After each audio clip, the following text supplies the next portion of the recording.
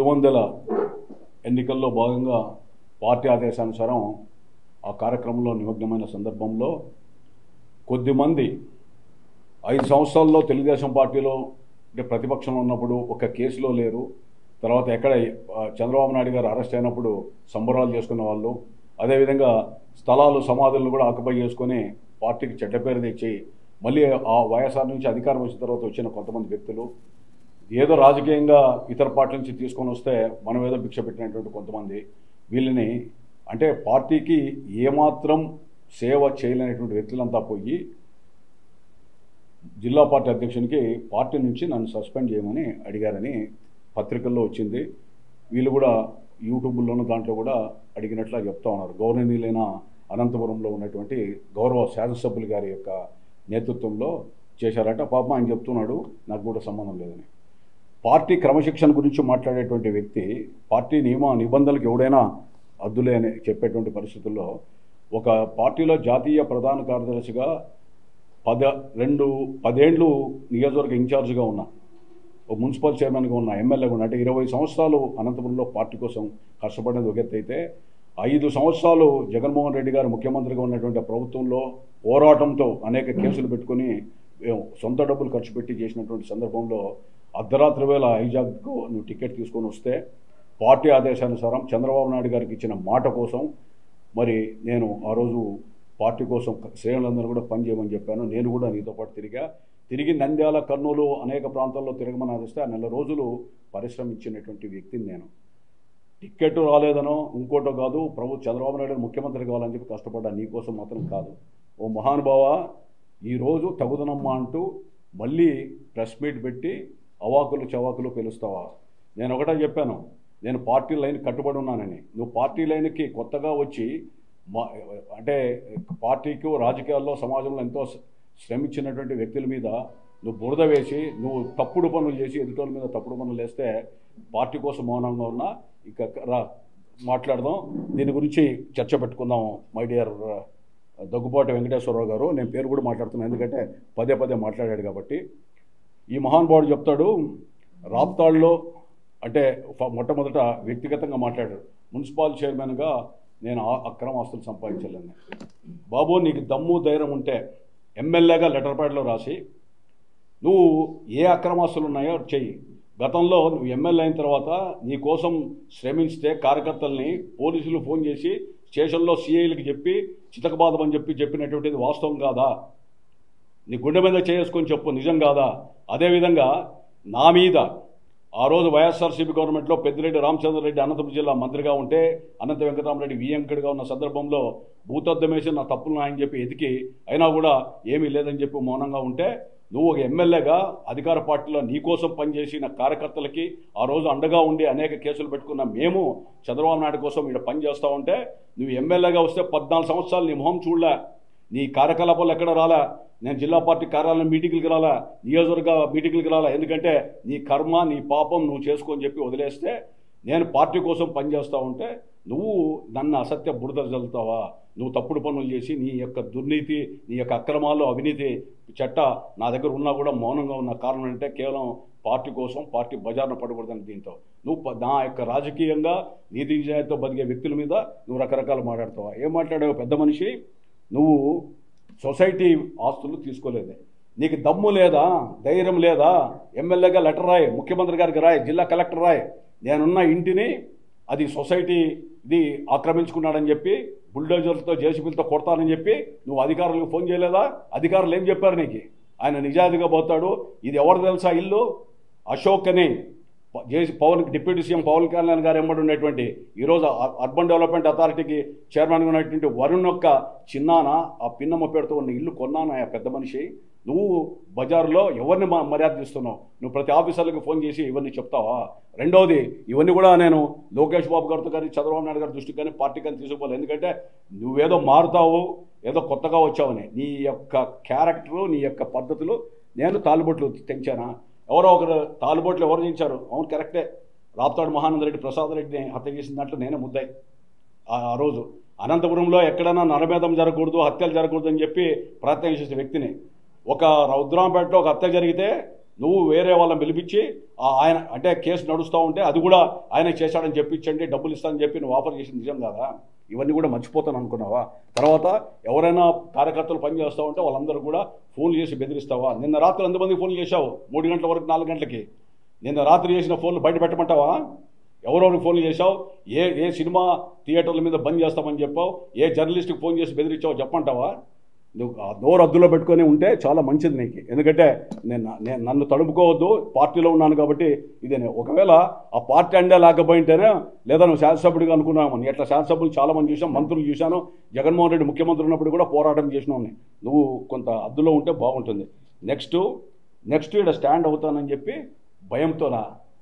నేను లోకేష్ బాబు గారికి చెప్పి అనంతపురం ఎమ్మెల్యే నిలబడినానే, అనంతపురం అసెంబ్లీ సీటు కూడా ఆశించాను. ఎందుకంటే భ్రష్టు పట్టించిన తర్వాత ఆ శాసనసభ్యుడిగా నేను ఎన్నికల్లో గెలుస్తాను లేదు నాకు తెలియదా? నువ్వు కూడా మాట్లాడతావా దాంట్లో? నీకు అవసరమే లేదు. బుడుబుక్కుల వాళ్ళు నేను పిలిపించుకున్నా. బుడుబుక్కుల వాళ్ళు నేనేది పిలుచుకుంటేది? నువ్వు గుండె మీద చేసుకొని ఒకటి చెప్పు.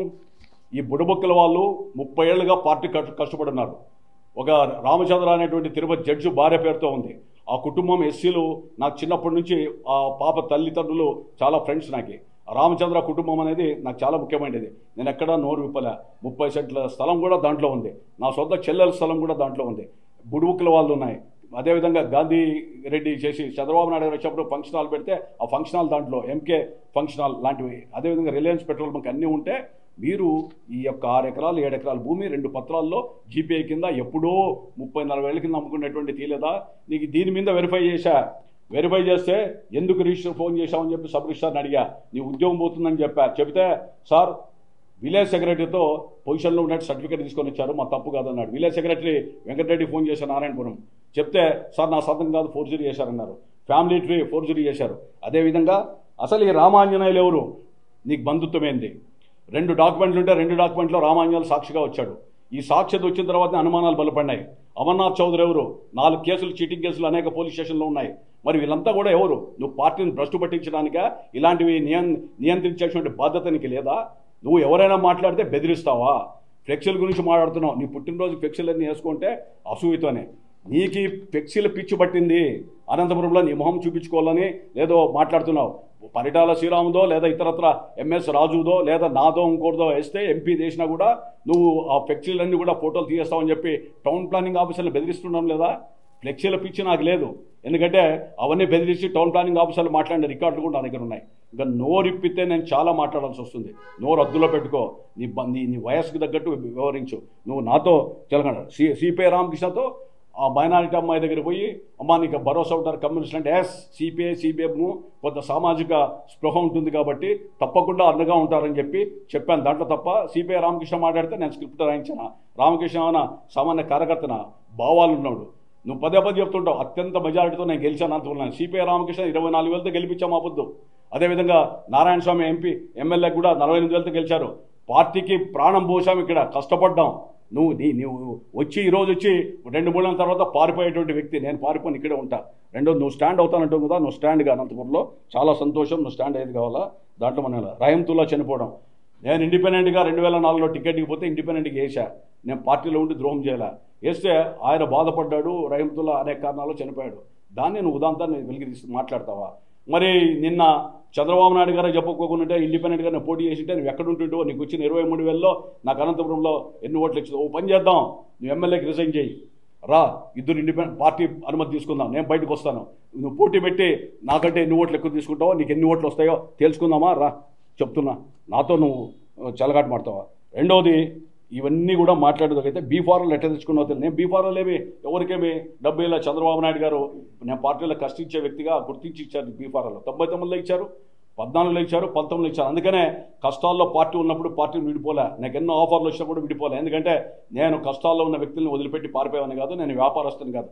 రాజకీయాన్ని అనంతపురంలో వ్యాపారం చేసావు. నువ్వు మళ్ళీ నేను అవినీతి అక్రమాలు పడమంటావు. అవే పెట్టి ఎంతోమంది కుటుంబాలను ఆదుకున్నాం. నువ్వు తాలుబొట్లు తెచ్చానంటున్నావు. ఎవరు తాలుబొట్లు తెచ్చారో తీసుకురా. తాలుబొట్లు ఎవరు తెచ్చుతున్నారో నీ యొక్క ఈ 3 ఏళ్ల ఏలుబడిలో మందు దాగి రాత్రిపూట మాట్లాడేది ఎవరో ప్రజలందరూ కూడా సాక్ష్యాలు చెప్పట్టావు. అద్దెందుకు బాబు? నువ్వు ఇన్ని మాట్లాడుతున్నావు మైనారిటీ అన్నది నీకు సంబంధం లేదు కదా. నువ్వు పోలీసులు ఫోన్ చేయలేదా? ఈ ముద్దాయిలు ఎవరైతే ఉన్నారో ఆ వైఎస్ఆర్సీకి సంబంధించిన వ్యక్తులు వాళ్ళు ఎక్కడ ఉన్నారు, ఏం కథ? వాళ్ళకి ఎందుకు ఫోన్ చేశావు? నువ్వు పోలీసులకు ఎందుకు ఫోన్ చేసి మాట్లాడావు? పోలీసులు ఫోన్ చేసి మాట్లాడడం తప్పు కదా. నువ్వు వాళ్ళ మీద కేసు పెట్టద్దన్నావు. కానీ ప్రభుత్వం, చంద్రబాబు నాయుడు నేతృత్వంలో ప్రభుత్వం స్ట్రిక్ట్గా పని చేయాలని చెప్పి, పని చేసే వాళ్ళ కోసమే అని చెప్పి ఆడ ఎవరైనా తప్పు చేస్తే క్షమించమని చెప్పి చేశారు. ఇక్కడ లక్ష్మీనారాయణ రెడ్డి బుగ్గచర్ల ఆయన ఈ ముద్దాయి కేసులో అంతా రాప్తాడు నియోజకవర్గంలో వైఎస్ఆర్ వాళ్ళంతా నీ కింద ప్రైవేట్ సైన్యంగా చేరుకున్నారు. అనిల్ కుమార్ మాజీ నక్సలైట్, అదేవిధంగా కుంటుమంతి శివ మాజీ నక్సలైట్లు కదా. రాప్తాడులో వైఎస్ఆర్సీపీ మొన్న లోకేష్ బాబును కూడా విమర్శించాడు. ఇప్పుడు ఈయన ఎవరు, మన గంగారాం పక్కన మీ పార్టీ ఆఫీసులో ఉన్న వ్యక్తి ఎవరినైనా ఒకసారి చెప్పునైనా, ఆధారాలన్నీ చాలా ఉన్నాయి. ఎవరైనా ఈ మనిషి ఎవరు? ఈ ముద్దాయి కాదా నిన్న జరిగినటువంటి మైనారిటీ దాంట్లో అమ్మాయి ఏం చెప్పింది? సార్ సంవత్సరం నుంచి తిరుగుతున్నాను అని చెప్పి రమణ్ రావు అనేటువంటిది సబ్ రిజిస్టర్ని అడిగితే ఎమ్మెల్యే బావమరిది అశోక్ చెప్తున్నాడమ్మా అని అంటే, అశోక్తో పాటు రియల్ ఎస్టేట్లో చేసేటువంటి కుటుంబద్ది శివ మీరంతా కూడా కలిపి చేశారన్న దీంతో అమ్మాయి భయపడితే వెంటనే మీరు ఫోన్ చేసి బెదిరిస్తారా? అమ్మాయిని ఏం బెదిరించావు? మాటలు ఒక ఎమ్మెల్యేగా నువ్వు మాట్లాడే దుర్భాషలు బయట పెట్టమంటావా? ఆ మైనారిటీ మహిళ భర్తని బండ బూతులు తిట్టావు. మగవాడు ఆడవాళ్ళు అసంగించుకుంటారు నీ భాష ఉంటే. అదేవిధంగా నాకు సభ్యత కాబట్టి చూపించడంలా. అదేవిధంగా రాత్రి తాగి ఓ తెలుగు విద్యార్థి నాయకుడిని నువ్వు మాట్లాడిన భాష వినిపించమంటావా? పార్టీ చేసి చూస్తే ఇవన్నీ ఇప్పలే. ఇట్లాంటి 10-15 మంది మహిళలను మాట్లాడినట్టు కూడా ఇమ్మంటావా? మొత్తం డేటా నా దగ్గర, నువ్వు రద్దులో పెట్టుకో. నీ వ్యవహారాలను కూడా నాకు తెలుసు. నువ్వు నన్ను తడుపుకోవద్దు. నువ్వు నీ స్థాయి కూడా అది కాదు. రెండవది, నువ్వు ఇంకొకటి మచ్చుతునక నీకు చెప్తా. రామాంజల్ నాయుడు అని అతను ఒక ఎస్పీకి లెటర్ ఇచ్చాడు. ఇది ఇచ్చింది వాస్తవం కాదా? నీ మీద కంప్లైంట్ చేసి ఏమని ఇచ్చాడు? నా పేరు రామాంజనేయులు వెంకటనాయుడు, రుద్రంపేట, 23 సంవత్సరాల క్రితం 92 సెంట్ల భూమిని దీపారం తీసుకుని పెట్టుకుంటే ఈ స్థలం ఉండడంతో స్థలాన్ని ఆక్రమించుకోవాలని ఎమ్మెల్యే బావమరిది అశోక్ మరియు ఎమ్మెల్యే గారు అన్న కొరకు పేరు ఈ స్థలం పత్రాలు రిజిస్టర్ చేస్తాను, పట్టాను వర దగ్గర ఉండడంతో పాటు అవి అడగడానికి ఎమ్మెల్యే గారి ఆఫీస్ దగ్గర పోతే ఈరోజు వెళ్ళేందుకు నా పైన ఇద్దరు నన్ను ఇష్టానుసారంగా కొట్టి పంపించారు. ఇది వాస్తవం కదా? ఇతను కమ్మోడే కదా? మాట్లాడమంటావు అతనితో? నాకు ఇంతవరకు పరిచయం లేదు. ఇంతకు వచ్చిన తర్వాత నేను కూడా మాట్లాడాల్సి వస్తుంది కదా.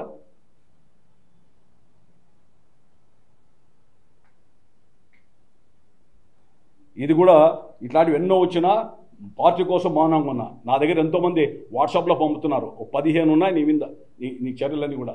నువ్వు కమ్యూనిస్టులు లెక్కలేదు, తర్వాత ప్రజలు లెక్కలేదు, పార్టీ లెక్కలేదు. మద్యం మత్తులో అందరినీ తిడతావు, నన్ను తిడతావు, అందరినీ బండబూతులు మాట్లాడతావు. ఏంటి నీ సభ్యత? నువ్వేమన్నా బయట చెప్తున్నావు అంట. నేను పరిటాల రవి కంటే గొప్పవాడు కావాలనుకున్నాను అని. పరిటాల రవి నీలాగా చేయలే. నీలాగా ఇంత దేశానికి ఎక్కడ దిగాల? రామాంజనేయులా? నేను ప్రభాకర్ చౌదరి అనంతపురప్ప. ప్రభాకర్ చౌదరి మాట్లాడుతున్నా రామాంజనేయులు అనంతపూర్. ఏం లేదు, ఎస్పీ గారికి నీ స్థలం గురించి ఎప్పుడైనా కంప్లైంట్ ఇచ్చావా?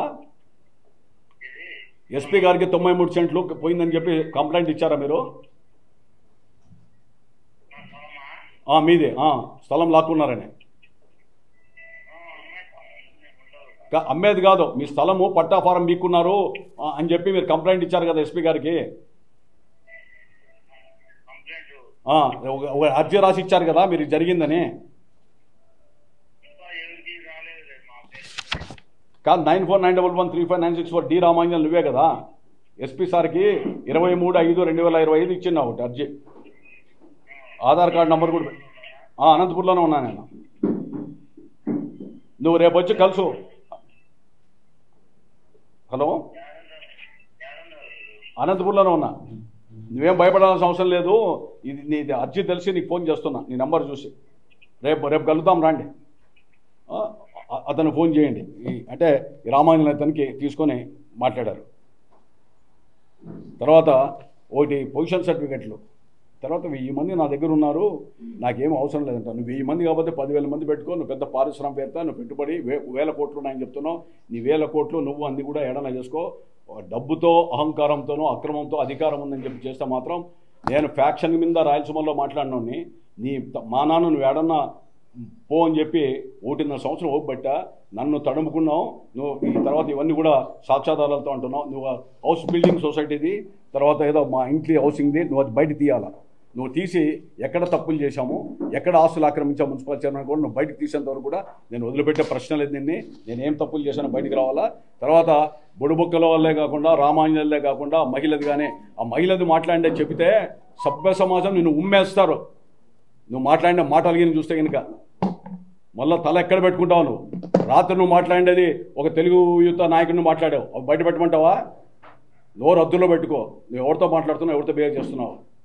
నాకు గౌరవం ముఖ్యం, ప్రతిష్ట ముఖ్యం, ఆత్మాభిమానం ముఖ్యం. నిజాయితీగా బతుకుతున్నాం, ఆస్తులు అమ్ముకున్నాం. పెద్దిరెడ్డి రామచంద్రరెడ్డి ఇన్ఛార్జ్ మంత్రి ఉన్నప్పుడు మొత్తం మా వ్యాపారాలను కూడా బంద్ చేసుకున్నాం, ఆస్తులు అమ్ముకుని రాజకీయాలు చేశాం. నేను మున్సిపల్ చైర్మన్కి ఎన్నికైనప్పుడు 1995 మార్చి 31 తారీఖున ఈనాడు, జ్యోతి, ఆ రోజు ఉన్నటువంటి పేపర్లను కూడా కట్టింగ్స్ ఉన్నాయి, చూసుకొని ఆస్తులు ప్రకటించా. దేశంలో ఏ మున్సిపల్ చైర్మన్ ప్రకటించా, ఎందుకంటే తప్పు చేయలేదు ఎక్కడమని.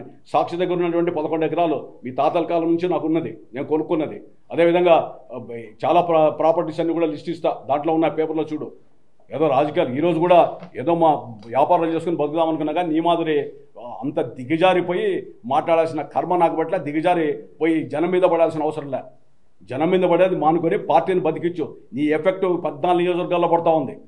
నీ యొక్క ప్రతిష్ట, ఈ యొక్క కార్యక్రమాలను కూడా జిల్లాలో మారుమూల గ్రామాలు కూడా ఏమనుకుంటున్నారో ఒకసారి చూడు.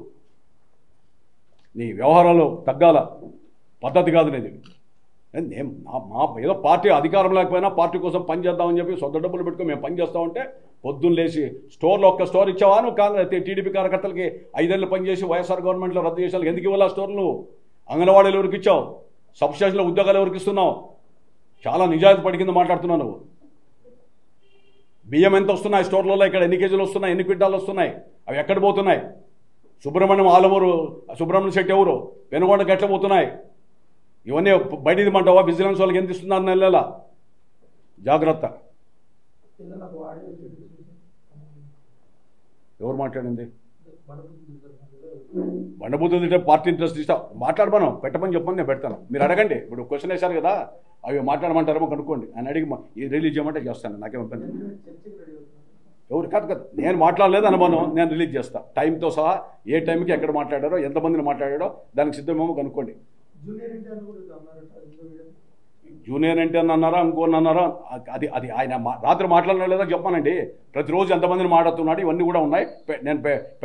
నేను యూట్యూబ్లో 4 మూలుగా ఉంటే ఈ పాటికి నీ బిచాన ఎత్తేసిండేవానివి, అన్ని పెట్టిండేవాన్ని. కానీ పార్టీ బతకాల, ఎందుకంటే కరుడు కట్టిన ఒక ఆలోచన కలిగినటువంటి వ్యక్తిని రాయలసీమలో మనగడగాలంటే తెలుగుదేశం పార్టీ ఉండాలని ఆలోచిస్తున్నా. లేకపోతే నీ పార్టీకి నీ చరమగీతం పాడింది. నువ్వేంది చరమగీతం పాడేది? నువ్వేంది నాకు చెప్పే నీతులు? నువ్వు ప్రైవేట్ సైన్యాన్ని అనంతపురంలో వేసుకొని రామగిరి, కనకానపల్లి, రాప్తాడులో, ఆడ వైఎస్ఆర్లో, ఆడ సునీత, తర్వాత శ్రీరామ్ వాళ్ళందరూ కూడా ఎగనెక్ట్ చేసే వ్యక్తులందరూ కూడా పిలుచుకొని వచ్చావు. తర్వాత వాళ్ళందరూ కూడా పెట్టుకొని వచ్చావు. నువ్వు ఎంపీటీఎస్ ఎలక్షన్లో ఆడియో రిలీజ్ చేయమంటావా? పోయి ఆడ తెలుగుదేశం పార్టీలో ఓడిపించమని గత ఎన్నికల్లో చెప్పింది. ఇష్టం వచ్చినట్లు రాప్తాడు నియోజకవర్గంలో చేస్తున్నావు. వాళ్ళంతా కూడా నీ దగ్గర షెల్టర్ తీసుకుంటున్నాను. నీ దగ్గర షెల్టర్ తీసుకొని ఈరోజు తెలుగుదేశం పార్టీ నిజమైన కార్యకర్తలు ఎవరైతే ఉన్నారో, కరుడుగట్టిన కార్యకర్తలు ఆస్తులు అమ్ముకొని, ఛార్జీలు పెట్టుకొని, కూలి పనులు ఇడిచిపెట్టుకొని, ప్రభుత్వం వాళ్ళు చెప్పి కష్టపడే వాళ్ళందరూ కూడా నువ్వు హింసిస్తున్నావు. సీఏలకు చెప్పించి అందరికి కూడా 1 టౌన్ సీఏకి నువ్వు ఫోన్ చేసి ఏం మాట్లాడినా చెప్పంటావా? కార్యకర్తలు పిలిపించి లోపలేమంటావా? వీడియో ఆన్ చేసి వాళ్ళని కొడుతుంటే తిడుతుంటే నేను చూడాలని చెప్పి వికటాటాసప్ చేయాలని చెప్పి సీఏలకు చెప్పలేదా నువ్వు? ఇన్స్పెక్టర్లు వాళ్ళందరూ కూడా బాధపడుతుండలేదా? ఏం మాట్లాడతావు నువ్వు? టౌన్ ప్లానింగ్ డిపార్ట్మెంట్లో అనంతపురంలో ఏ భూమి ఏది కట్టినా కూడా టౌన్ ప్లానింగ్ అధికారులు నీ దగ్గరికి పోవాలా? ఎంతమంది కమిషన్లు మారారు అనంతపురంలో? కమిషన్లు దినా మారుతున్నారు అనంతపురంలో, ఎందుకు మారుతున్నారు? దానికి పార్టీకి ప్రతిష్ట పెంచుతున్నావా, ప్రతిష్ట తుంచుతున్నావా నువ్వు? ఇంకా చాలా ఉన్నాయి మాట్లాడేకి. ఎందుకంటే నాకు పరిధి ఉంది, అవధి ఉంది. నువ్వు పరిధి దాటి రా, నేను చెప్తా, మాట్లాడతాను. నేను ఎక్కడ మున్సిపల్ చైర్మన్ అక్రమాస్తులు సంపాదించానో నాకు చెప్పాలా? వైఎస్ఆర్సీపీ వాళ్ళు కూడా మాట్లాడడంలా. నీకు వాళ్ళకు ఉన్నటువంటి లోకాపరికరమైన వైఎస్ఆర్సీపీ జిల్లా అంతా కనబడతారు, నువ్వు ఎందుకు కనపడంలా? మీ చీకటి ఒప్పందం ఏమి? నన్ను చీకటి మిత్రుడు అంటావా? అనంత వెంకటరామరెడ్డి ఫ్యామిలీకి మాకు నారాయణ రెడ్డిపల్లిలో ఫ్యాక్షన్ ఉంది. వాళ్ళు అనంతపురం వలస వచ్చారు. మా తాత ఫ్యాక్షన్లో చనిపోయాడు. అనంతపురం వచ్చిన తర్వాత మేమంతా కూడా ఫ్యాక్షన్ జోలికి పోకుండా, ఫ్యాక్షన్ వల్ల నష్టాలని చెప్పి రాష్ట్రమంతా తిరిగాం. సౌహృద్భావ వాతావరణంలో అనంత వెంకటరామరెడ్డి కానీ, లేదా గతంలో గురునాథ్ రెడ్డి నా మీద పోటీ పెట్టిన వాళ్ళు కానీ, సిపిఐ రామకృష్ణ కానీ, ఎవరితో కూడా కలిసినా పెళ్లిళ్ళలో కానీ ఎక్కడైనా కానీ సామరస్యంగా పోతాం. ఒక ఇష్యూ మీద ఫైట్ చేస్తాం. నీలాగా కాదు పోయి ప్రతి విషయాల్లోనూ లోపాయకరంగా ఉండేటువంటిది. నాదంతా డైరెక్ట్ ఫైటే. అట్లా ఈ పార్టీలో ఉండి ఇంకొకరికో లేదా ఇంకోటి చేసే ప్రశ్న లేదు. నేను మొన్న ఇండిపెండెంట్గా కేవలం చంద్రబాబు నాయుడు కోసం, పార్టీ కోసం వేసింటే నీ డబ్బులు, నీ కథ, నువ్వు ఎవరో డబ్బులు ఇచ్చావు చెప్పు. అది కూడా చెప్తున్నావు కదా, రోజు అందరికీ డబ్బులు ఇచ్చానని. ఆ లిస్టు ప్రకటించి ఎవరికి ఇచ్చావు? నోరు రద్దులో పెట్టుకొని ఉంటే చాలా మంచిది. నీకు నీ వయసుకు తగ్గట్టు బిహేవ్ చేయి.